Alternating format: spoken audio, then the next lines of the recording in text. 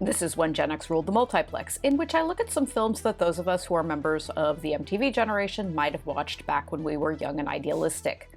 1986's The Wraith was written and directed by Mike Marvin, who wrote 1983's Hot Dog the Movie and directed 1986's Hamburger the Motion Picture. The really cool thing about tackling The Wraith is that this film is so delightfully ridiculous that about half the things I'm going to say about it will sound like I'm trying to make a joke when I'm actually being dead serious, such as that it was written and directed by the guy who wrote Hot Dog the Movie and directed Hamburger the Motion Picture, which incidentally are two films that are not otherwise connected in any way. 4 comets arrive from outer space and collide in the Arizona desert to form a way cool futuristic black car and a humanoid driver with a black helmet and a form-fitting spacesuit. In real life, the car was a prototype Dodge M4S Turbo Interceptor designed as an Indy pace car, and it is the perfect visualization of what a car driven by a mysterious alien being circa 1986 should look like. While Tim Feehan sings Where's the Fire, we open outside the small desert town of Brooks, Arizona, where a young man named George and his girlfriend are accosted by multiple drivers. A leather-clad bad boy named Packard Walsh and his band of thuggish followers terrorize George and his girlfriend and force George into a drag race with his pink slip on the line. Packard is played by Nick Cassavetes, son of famed director John Cassavetes and actress Jenna Rowlands. Nick Cassavetes has appeared in a handful of films. Apart from The Wraith, you probably remember him for his flashy role opposite John Travolta and Nicolas Cage in 1997's Face Off. He has also directed a bunch of films, including the hit romantic drama The Notebook.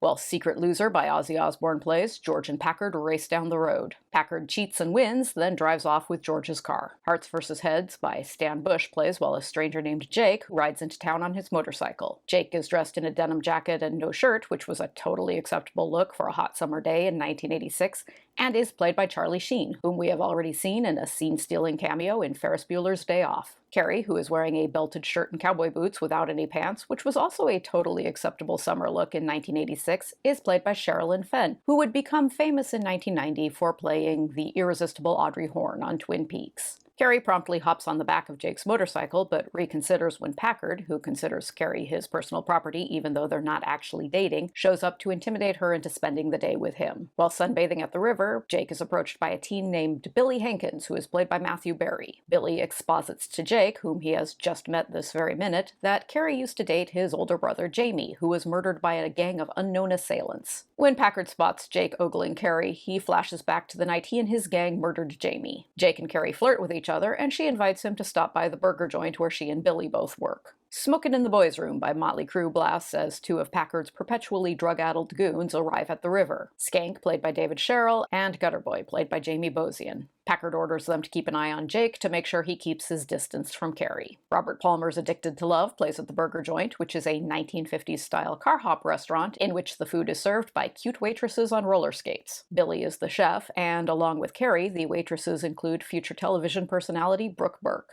Billy offers to drive Carrie home after their shift. They're interrupted by Packard and his goons, who, in addition to Skank and Gutter Boy, include Minty, played by Chris Nash, Augie, played by Griffin O'Neill, and Rughead, played by Clint Howard. Clint Howard, who has literally hundreds of screen credits to his name, including his iconic childhood guest appearance as Baylock on Star Trek, is the brother of Happy Days star and noted film director Ron Howard. Griffin O'Neill is the troubled son of Oscar nominee Ryan O'Neill and brother of Oscar winner Tatum O'Neill. This is both awkward and tragic, but do you remember how last week in my analysis of The Outsiders I mentioned that Francis Ford Coppola's son Giancarlo, who was an associate producer on that film, died in 1986?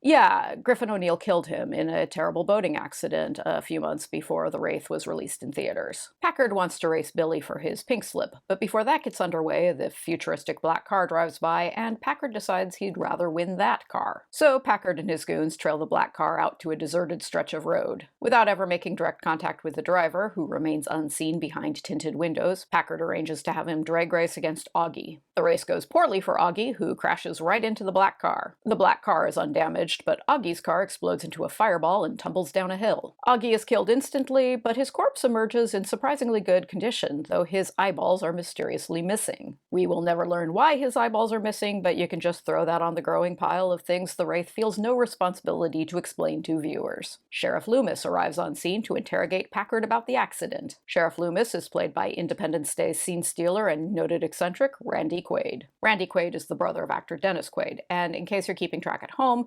That means this film stars the sons of Martin Sheen, John Cassavetes, and Ryan O'Neal, and the brothers of Ron Howard and Dennis Quaid. I am frankly surprised that Don Swayze and Frank Stallone are nowhere in this film. Packard maintains a garage outside of town. The dark helmeted figure bursts into the garage and uses some kind of futuristic-looking weapon to shoot up the cars before leaving. Honeymoon Suites Those Were the Days plays at the burger joint, where the dark helmeted rider leaves a note for Packard telling him he'll race him at Lookout Road. This time Minty will be going head-to-head with a black car. Before the race, Rughead catches a glimpse under the hood of the black car, and instead of a traditional engine, it's filled with something that looks either very futuristic or very alien in nature. The race begins while Never Surrender by Lion plays. Minty collides with the black car and ends up dead in a fiery crash, while the black car emerges mysteriously undamaged. Sheriff Loomis sets up a roadblock to stop the black car as it flees the scene, but the black car smashes through the roadblock and vanishes in a burst of light. After her shift at the burger joint, Carrie is picked up by Jake on his motorcycle. They're spotted by Skank and Gutter Boy, who chase them down and shoot at them with a shotgun because the young hoodlums in this film are not so much bad eggs as flat-out murderous psychopaths. Jake and Carrie get away safely, then make out in front of her house while Bonnie Tyler's Matter of the Heart plays. Packard has sex in his garage with a woman we haven't seen before because someone involved with this film obviously decided it could use some skin, and I cannot possibly fault that logic. Mark Tieman's Hold On Blue Eyes plays while Jake and Carrie splash around in the river and make out for a while. Jake has a vision of Carrie's boyfriend Jamie's murder because Jake is Jamie, returned from the dead as either a ghost or an alien. We will never know exactly what he is, so I choose to believe that Jake is some amazing combination of a ghost and an alien. That's my own personal Wraith canon, and I refuse to be talked out of it. Billy Idol's Rebel Yell plays in the garage, while Rughead tells Skank and Gutter Boy that some kind of supernatural wraith must have killed Minty and Augie. Rughead played no part in Jamie's murder, so he decides to skip town before the wraith gets him too. Just as an aside, we have now looked at 3 films that have included Billy Idol's Rebel Yell on the soundtrack: 16 Candles, The Legend of Billie Jean, and now this one. As I am firmly of the opinion that there's no such thing as too much Billy Idol, I am 100% in support of wedging Rebel Yell onto as many soundtracks as possible. As soon as Rughead leaves, the black car plows into the garage, causing a fiery explosion that kills Skank and Gutter Boy. A traumatized Rughead confesses to Sheriff Loomis that Packard murdered Jamie. Packard stops by the burger joint to sling Carrie over one shoulder and kidnap her, beating the snot out of Billy along the way. The black car arrives, and Packard challenges it to a race, which naturally ends with Packard dying in a fiery inferno. Faced with Packard's supernaturally undamaged corpse, Loomis decides he doesn't want to investigate this string of mysterious deaths any longer. This is probably a dereliction of duty, but under the circumstances,